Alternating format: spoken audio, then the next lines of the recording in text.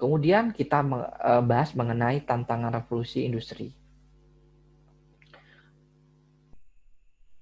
Disrupsi. Itu pertama kali mungkin saya dengar itu adalah di bukunya Pak Renal Kasali waktu itu. Karena mungkin maklum lah saya juga kurang banyak wawasan.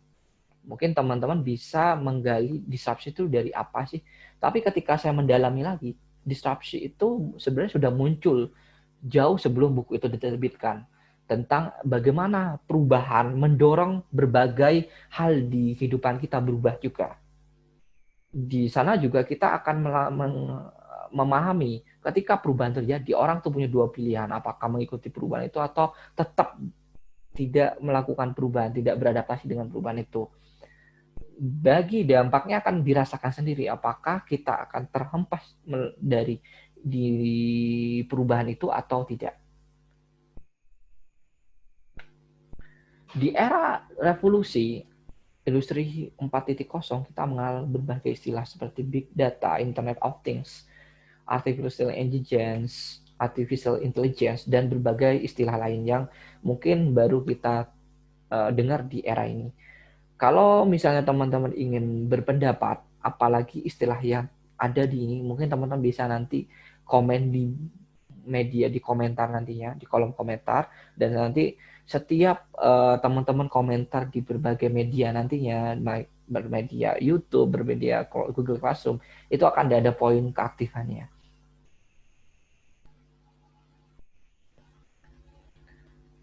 Di era disrupsi ini ada 5 hal yang menjadi ciri-ciri dari era tersebut. Yang pertama adalah bisnisnya dilakukan lebih hemat.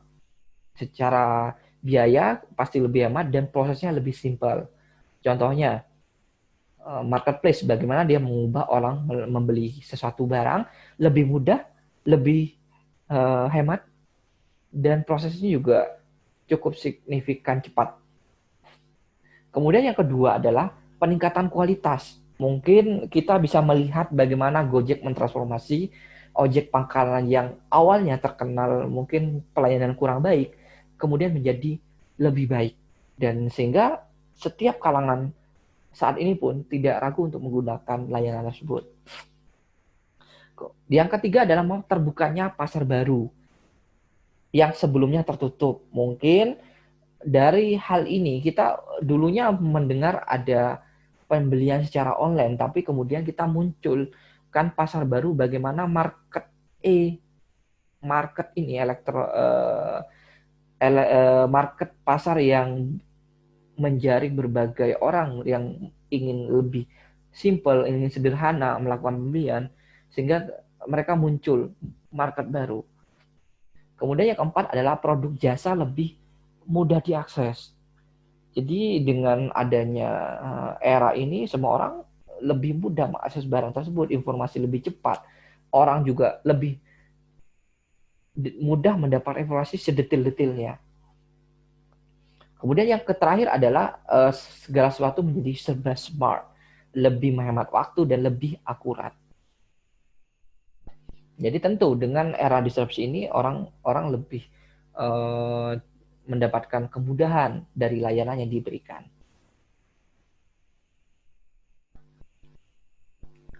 Apa bedanya era disruption dengan dunia lama atau era sebelum disruption? Yang pertama adalah kalau secara bisnis, kita ngomong bisnis nih, mungkin teman-teman yang latar belakangnya bisnis, kita bisa belajar bareng. Time series atau linear itu kita sering dengar di kajian statistik.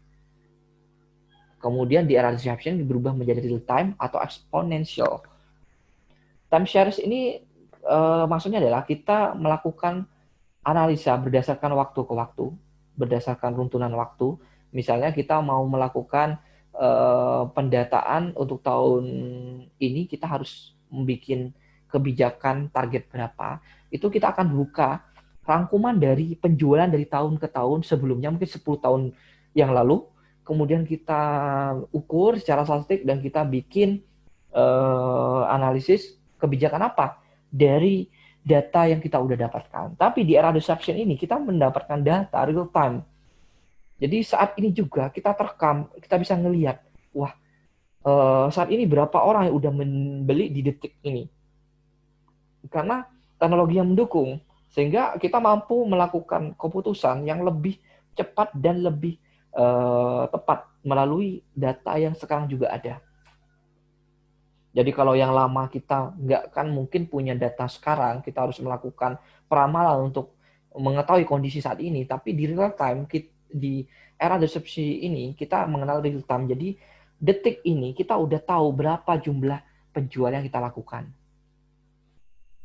Di dunia lama, kita mengenal nama istilahnya owning economy, memiliki atau menguasai.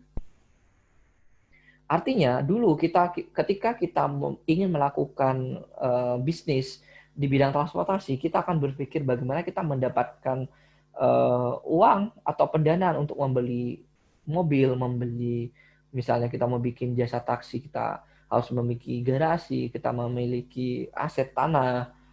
Tapi di zaman era disruption, coba teman-teman amati, ketika Gojek itu membuat sebuah proses bisnis yang saat ini mereka tidak perlu memiliki mobil sendiri, tidak perlu memiliki sepeda motor sendiri, mereka tidak perlu memiliki garasi sendiri, tanah yang mungkin untuk sebagai penyimpanan barang aset-aset mereka tidak perlu memiliki itu sendiri karena kita udah mengenal namanya sistem sharing ekonomi. Mereka menggunakan istilah mitra untuk menarik pihak lain untuk melakukan pelayanan. Sehingga pihak mitra nantinya yang akan mengelola sendiri barang kendaraan mereka, kemudian maintenance mereka, garasi mereka. Jadi di era ini akhirnya lebih efektif lagi. Sharing ekonomi itu muncul juga ketika berbagai orang memiliki aset dan aset itu tidak digunakan. Sehingga ketika sebuah platform memungkinkan mereka untuk menggunakan itu, menawarkan pemindahan penggunaan dengan dasar nantinya mereka akan mendapatkan balas atau fee, mereka terciptalah sharing ekonomi ini. Misalnya ada A dan B.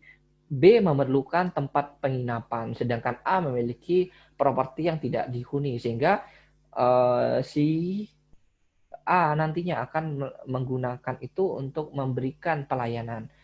Dan saat ini kita kenal namanya sistem, ya proses bisnis kita kenal di Airbnb atau media-media platform lainnya yang menggunakan penginapan serupa.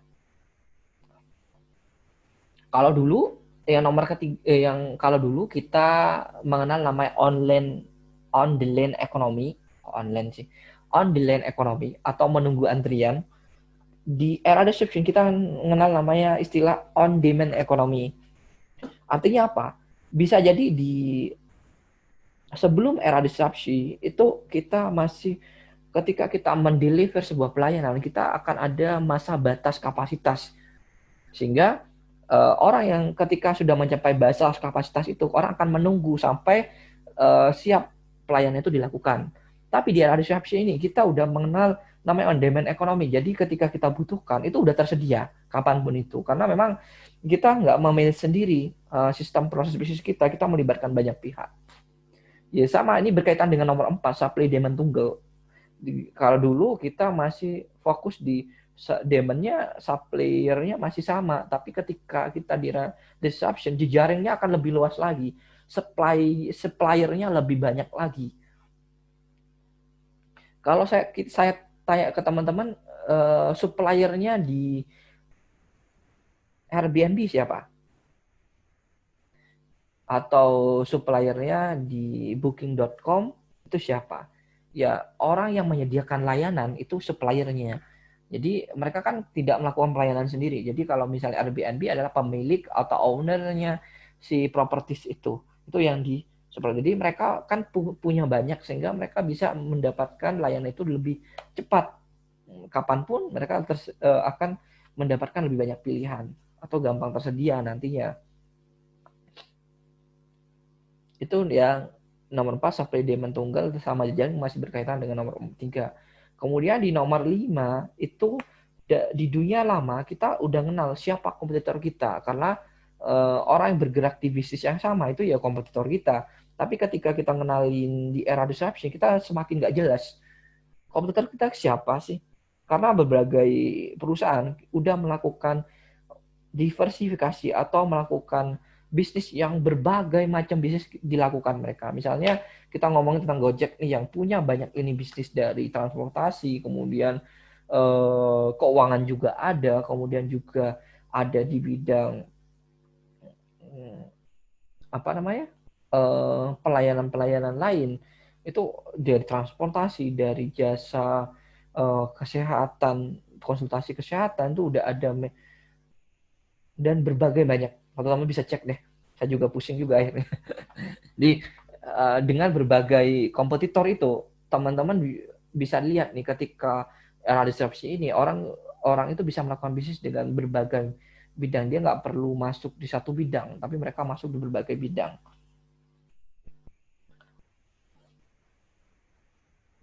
Kemudian kita muncul ada yang namanya penggunaan, apakah di zaman ini masih ketika robot dan human itu menjadi hal yang mungkin akan menjadi sensitif isunya, apakah robot nanti akan jadi pesaing manusia atau bagaimana. Tapi di sisi lain saya yang bahas di sini bukan masalah robot akan menggantikan manusia, tidak. Tapi bagaimana robotik atau sistem-sistem kecerdasan buatan itu mampu mempermudah aktivitas manusia. Gitu. Kalau teman-teman amati berbagai kesempatan, teman-teman misalnya berselancar di marketplace seperti Tokopedia, Bukalapak, dan Shopee misalnya, teman-teman kemudian mencari suatu barang. Tanpa sadar ketika teman-teman udah menyelesaikan pencarian tersebut dan teman-teman di waktu berikutnya itu browsing di internet, misalnya mencari artikel apa, kemudian di bawah sendiri akan ada rekomendasi dari apa yang telah teman-teman lakukan ketika mengunjungi di marketplace. Itu merupakan salah satu sistem dari marketplace itu untuk memberikan rekomendasi berdasarkan histori dari pencarian teman-teman.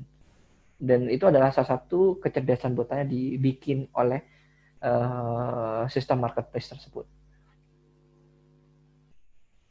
Dan dampaknya apa? Di era disruption ini banyak sekali profesi-profesi yang akan menjadi terancam. Bisa jadi mereka perannya akan hilang. Misalnya kasir, sopir, akuntan, tukang pos, teller bank, perpustakaan, loker, koran, agen perjalanan, guru, dan dosen. Wah, ini bahaya juga, saya juga terancam nanti ya. Buruh pabrik, officer kredit, telemarketing, penjaga pintu tol, pemilik toko, pemadaman kebakaran, prosedur dan kru film, produser dan kru film, industri media cetak, dan banyak lagi sebenarnya. Yang paling terlihat ketika kita akan ngelihat bagaimana teller bank akan hilang. Tentu karena kita udah kenal namanya store tunai melalui mesin ATM.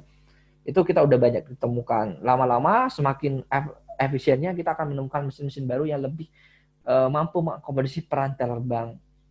Dampaknya apa? Bank akan mengalami efisiensi yang luar biasa. Sopir banyak sekali yang akan memprediksi keberadaan sopir ini akan mulai berkurang seiring dengan penemuan mobil otomasi atau mobil yang tanpa sopir, nama sopir berarti. Gitu. Mereka jadi mobilnya tuh nggak perlu disetir lagi. Kita mau kemana akan mengarah sendiri. Akuntan juga akan pasti lama kelamaan karena semakin banyak sistem yang dibuat untuk mengakomodasi sistem perencanaan keuangan itu akan lebih efektif lagi. Peran akuntan akan tergeser, dia nggak akan bikin pembukuan lagi, tapi mereka akan membuat sistem auditing aja. Dan kita bisa memikirkan kembali peran-peran apa yang akan menjadi yang akan hilang ke depannya. Kemudian balik lagi ke topik kita tentang inovasi. Ya, jadi kita akan ngelihat dari proses yang kita lakukan nantinya.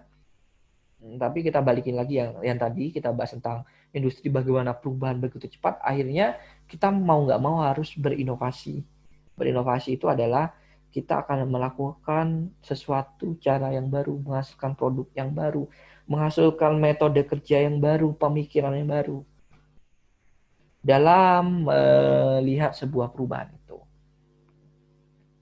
Jadi inovasi yang tadinya mungkin dengan cara-cara yang kita hasilkan, yang baru kita hasilkan, ide, solusi, kita akan mampu melakukan pendekatan yang berbeda terhadap hal masalah yang terjadi.